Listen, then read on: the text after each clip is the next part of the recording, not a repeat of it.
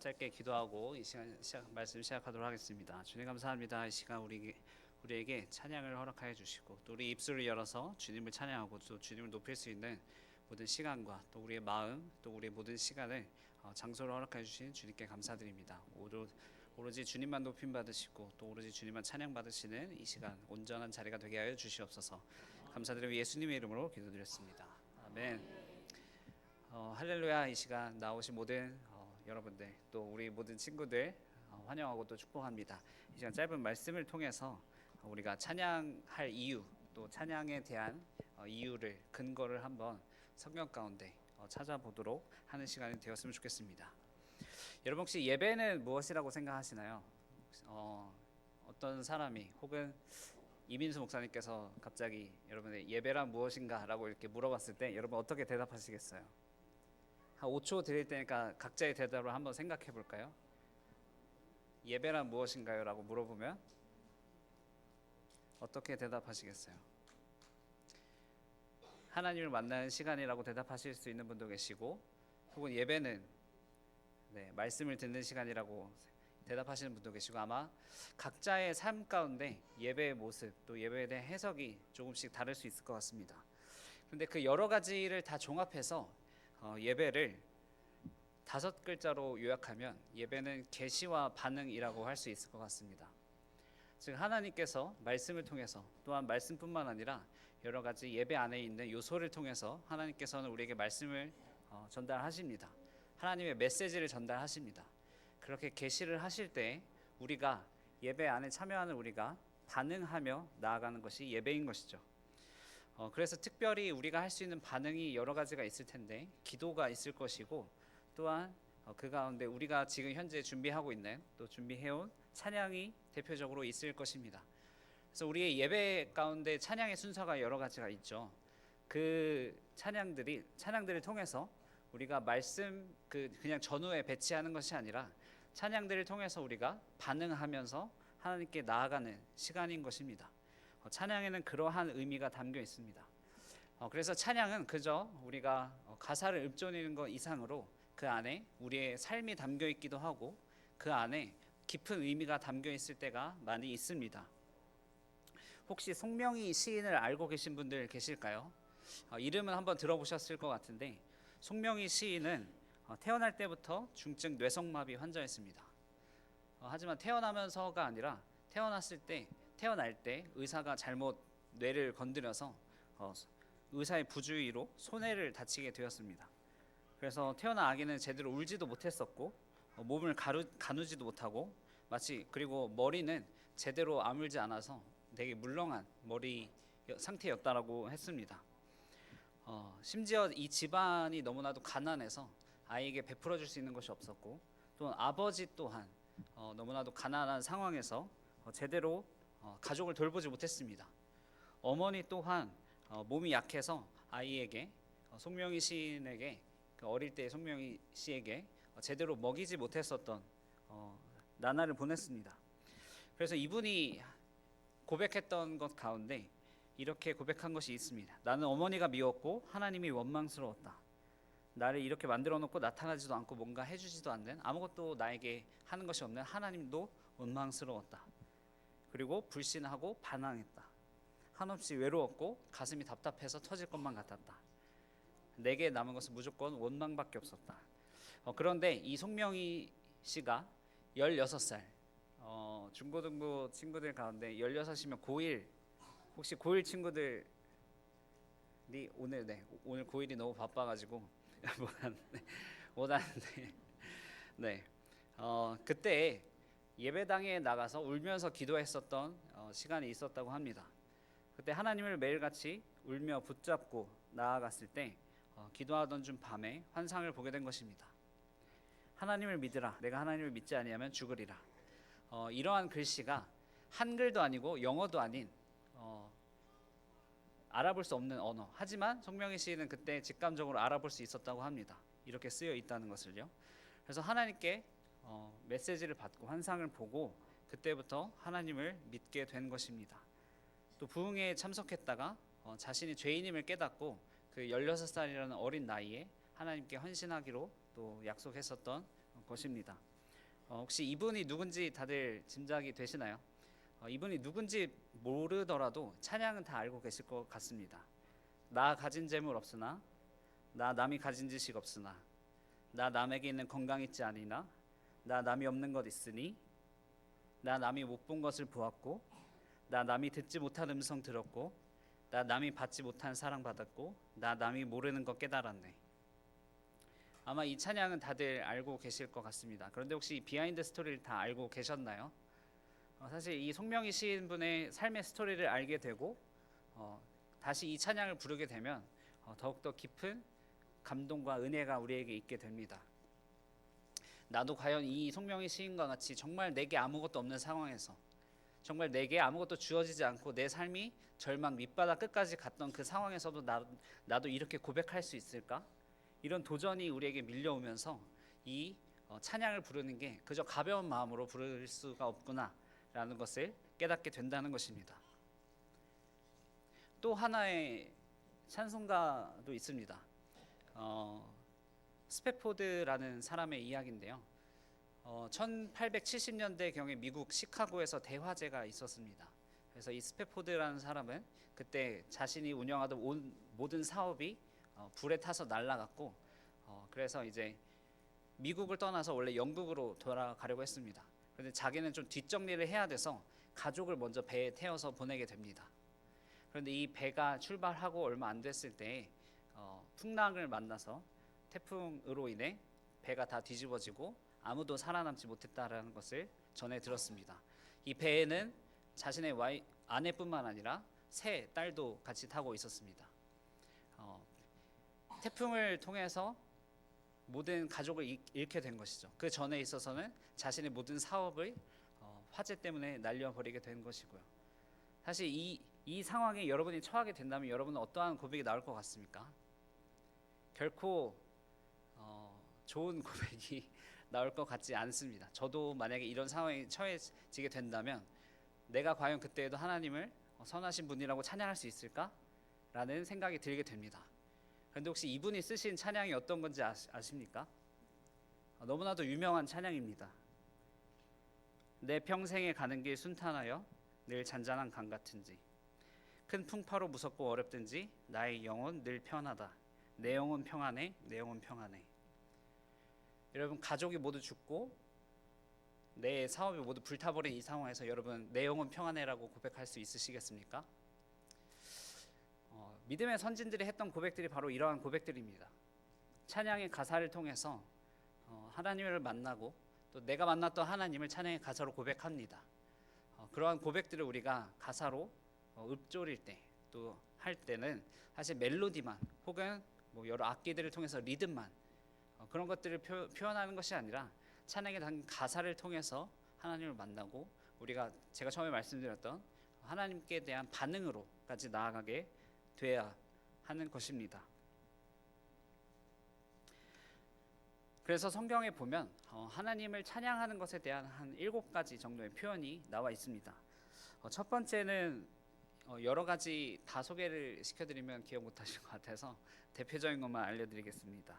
첫 번째는 할랄이라는 단어입니다. 성경에 한 160번 정도가 나오는 표현인데 이 할랄은 시편 22편 23절에 나온 것처럼 여호와를 두려워하는 너희의 그를 찬송할지어다. 야곱의 모든 자손이여 그에게 영광을 돌릴지어다. 너희 이스라엘 모든 자손이여 그를 경외할지어다. 여기에서 나온 이 찬송할지어다 할 때 쓰는 표현입니다. 그리고 많은 분들이 예상하셨겠듯이 이 할랄이라는 어원에서 우리가 평소 사용하는 할렐루야가 나오게 되었습니다. 그래서 우리가 알다시피 할렐루야는 하나님을 찬양하다, 하나님을 찬양합니다라는 의미입니다. 혹시 할렐루야를 그저 목사님이 하는 인사라고만 생각하시고 계시진 않습니까?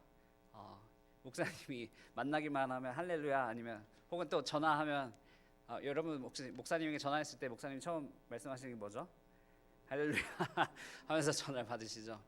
그렇게 인사 이제 그냥 그저 인사와 같이 느껴질 때도 있겠지만 우리 크리스천들 가운데 하나님을 높이는 사람들로서 우리의 정체성을 고백하는 짧은 신앙 고백인 것도 신앙 고백이라고도 할 수 있습니다. 여러분도 삶 가운데서 할렐루야는 좀 목사님 정도 돼야 할 수 있는 인사지라고 생각하지 마시고 우리 가운데 인사할 때 샬롬 혹은 할렐루야로 화답하고 또 서로 인사할 수 있었으면 좋겠습니다. 옆에 있는 분들, 뒤에 계신 분들 한번 할렐루야 하고 인사해보겠습니다. 할렐루야. 네, 할렐루야. 할렐루야. 하나님을 찬양합니다. 할렐루야. 하나님을 찬양합니다. 아멘. 네, 그렇게 우리가 하나님을 찬양하는 예배자로서의 그런 정체성을 가지고 또 이 교회 안에서 또 세상 안에서 그렇게 고백하는 여러분이 되길 바랍니다. 또 여러 가지 뭐 테일라, 샤박, 자마 뭐 이런 여러 가지 표현이 있는데 그거는 다 설명하면 너무 강의 같은 게 되어버리니까 넘어가도록 하겠습니다. 그래서 말씀을 하나 기억했으면 좋겠는데요. 로마서 12장 1절의 말씀입니다. 그러므로 형제들아 내가 하나님의 모든 자비하심으로 권하노니 너희 몸을 하나님이 기뻐하시는 거룩한 산 제물로 드리라. 이는 너희가 드릴 영적 예배니라. 우리가 예배자로서 또 할렐루야 하나님을 찬양하는 자로서 하나님을 경배하면서 나아갈 때 이 로마서 12장 1절의 고백이 나의 고백이 될 것입니다. 아멘. 그러면 우리가 실질적으로 사실 예배 안에서 어떻게 반응하면서 나아갈 수 있을까를 한번 고민해봤으면 좋겠습니다. 첫 번째로 설명드렸던 것은 예배 안에서 우리가 찬양을 할 때 우리가 그 가사 안에 우리의 삶을 담고 우리의 마음을 담고 하나님을 경배하는 우리의 그런 고백을 담아야 한다라고 말씀을 드린 것입니다.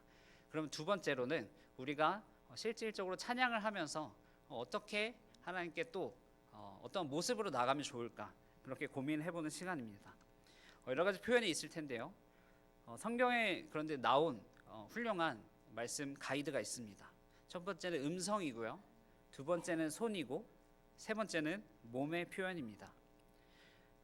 시편 109편 30절에 보면 내가 입으로 여호와께 크게 감사하며 많은 사람 중에서 찬송하리니 라는 구절이 있습니다. 내가 입을 열어서 하나님께 찬송하고 하나님께 감사를 표현한다라는 것입니다. 우리가 입을 열어서 찬송하고 노래하는 것이 그저 노래를 따라 부르고 하는 것 이상으로 성경에서 말하고 있는 우리가 입을 열어서 고백해야 하는 우리의 행위인 것입니다. 때로는 이것이 찬양이 되기도 하고 때로는 이것이 우리가 예배를 시작할 때 함께 고백하는 사도신경이 되기도 합니다. 우리가 주동적으로 나의 입술을 열어서 고백하는 것이 하나님께서 바라시는 예배의 모습이고 우리의 찬양의 모습이라는 것입니다. 두 번째는 노래로 기쁨으로 여호와를 섬기며 노래하며 그 앞에 나갈지어다. 노래라는 표현이 있고 또한 큰 소리로 우리가 표현할 수도 있습니다. 너희 의인들아 여호와를 기뻐하며 즐거워할지어다. 마음이 정직한 너희들아 다 즐거이 외칠지어다. 하나님께 큰 소리로 외치며 나아가는 것이 성경에서 말하는 우리가 해야 할 찬송의 모습이기도 하는 것입니다. 때론 어떤 교회를 가보면 사실 우리 홍천중학교에는 너무나도 센스 있는 분들 그리고 너무나도 이제 청년부터 시작하신 분들이 많아서 함께 박수 치면서 또 큰 소리로 노래하고 찬양하는 것이 익숙한데 약간 오래된 측 교회라고 할까요? 장로회 측에서 좀 이렇게 약간 보수적인 곳이 있습니다. 그곳에서는 아직도 너무 큰 소리로 노래를 하거나 아니면 찬양할 때 박수를 치거나 그러면 장로님께 혼나는 교회가 아직도 더러 있다고 제가 전에 들은 적이 있습니다. 근데 하지만 우리가 큰 소리로 노래하고 찬양할 수 있는 것은 그저 우리의 그런 감정적인 동요 이상을 넘어서 성경에서 말씀하고 있는 우리에게 명령하신 바라는 것입니다. 그리고 두 번째로는 손으로 우리가 하나님께 표현하면서 나아갈 수 있습니다. 시편 47편 제가 지금 말씀드리는 것이 다 시편에 나와 있는 찬양의 모습들인데 시편 47편 1절에 보면 너희 만민들아 손뼉을 치고 즐거운 소리로 하나님께 외칠지어다 라는 표현이 있습니다.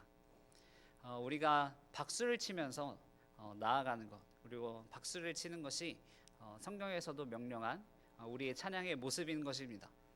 여러분 혹시 존경하는 사람을 만났을 때 혹은 놀라운 업적을 이룬 사람을 만났을 때 여러분 박수를 얼마나 길게 치시나요?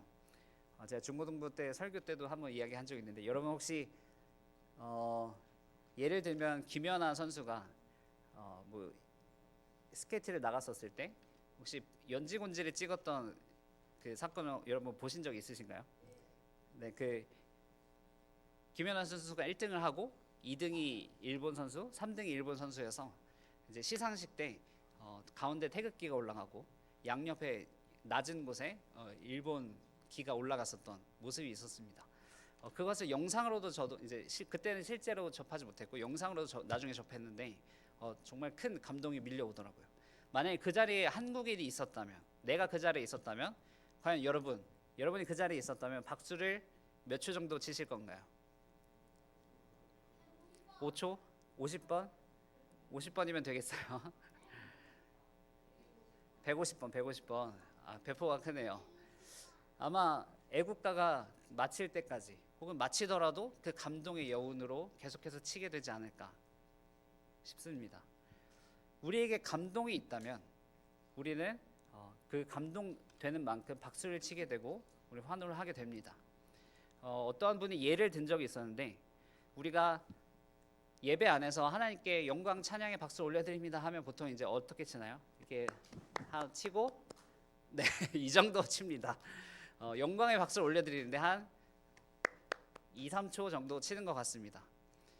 그런데 만약에 아주 극단적인 예를 들어서 만약에 여러분 북한에서 김정은 국방위원장이라고 하죠. 그 국방위원장이 지나가는데 국방위원장님께 영광의 박수 올려드립시다 이랬을 때 북한 주민이 자 이러고 말면 어떻게 될까요?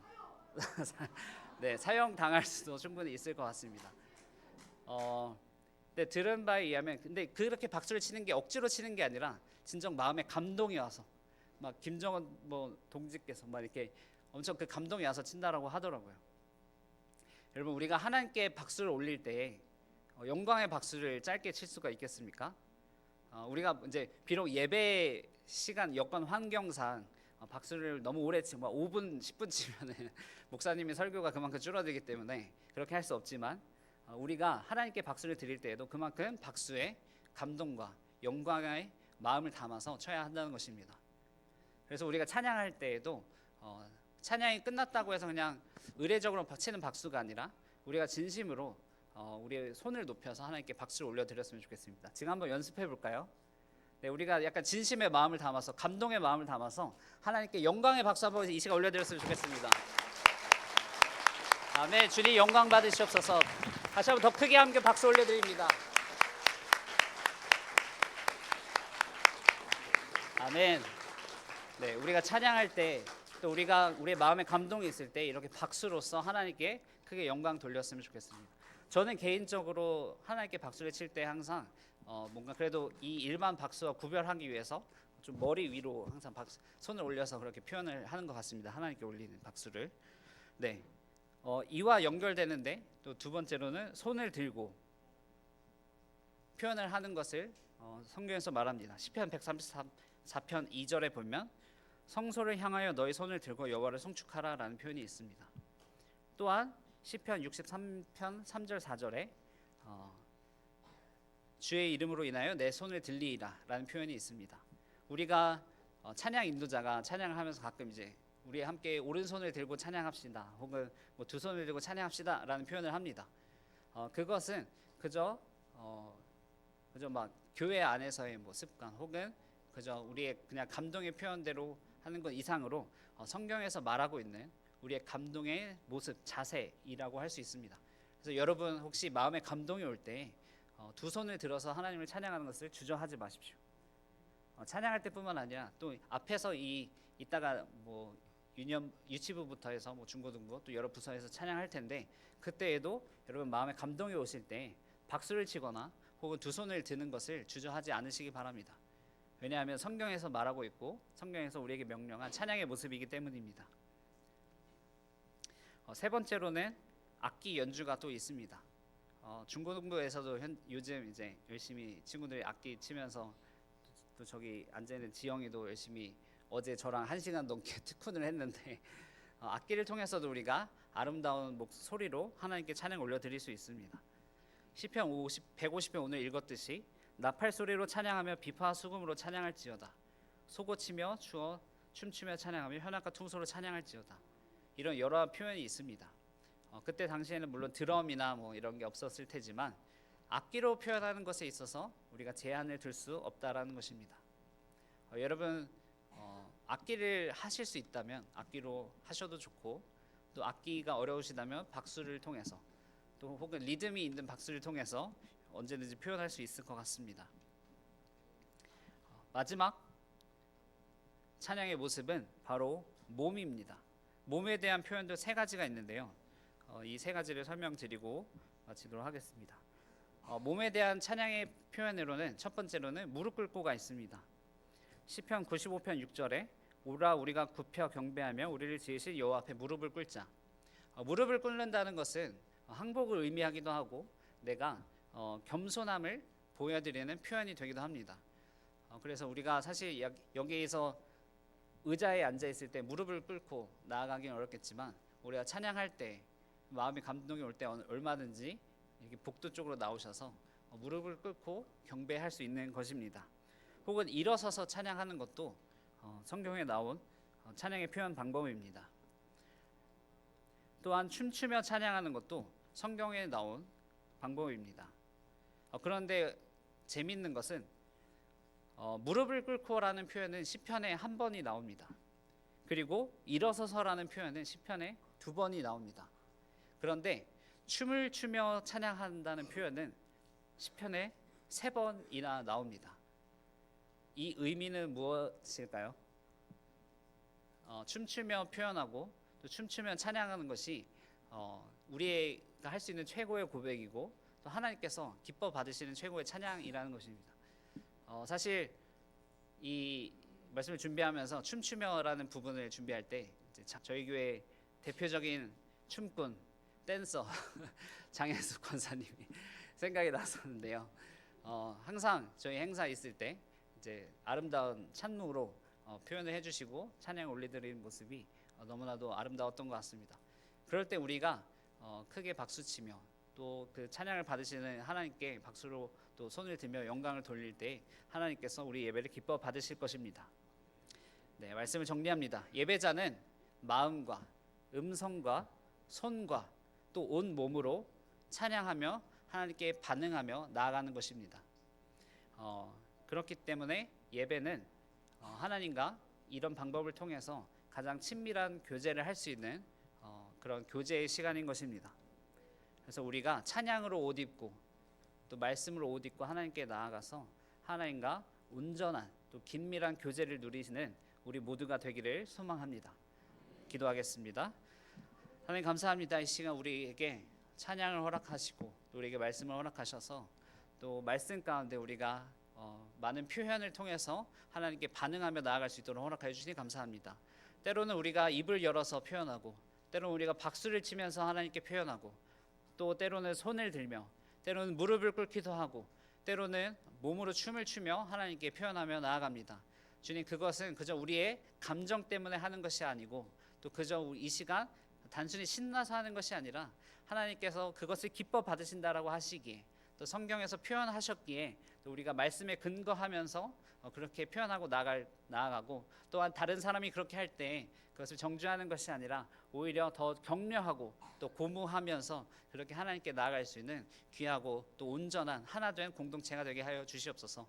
그래서 주님 기뻐 받으시는 예배가 되게 하여 주시고 또 기뻐 받으시는 찬양이 되게 하여 주셔서 이 시간에 온전히 하나님으로 누려지는 기쁨의 찬양의 시간, 또 찬양을 나누는 시간이 되게 하여 주시옵소서. 주님 모든 것 받으시는 주님께 감사드리며 예수님의 이름으로 기도드렸습니다. 아멘.